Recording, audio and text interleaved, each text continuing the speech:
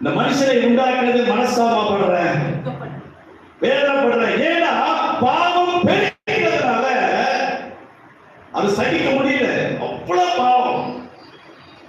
அதிலிருந்து மீட்கும்படியதான் நோவா வந்து தேவனுக்கு பிரியமா இருந்தபடினால, கர்த்தருக்கு கீழ்ப்படிந்தபடினால, தேவ சித்தத்தை செய்தபடினால நோவாவை தேவன் அழைத்து என்ன பண்ற, நீ ஒரு பேழை உண்டாக்கு, நான் அழிக்க போறேன்.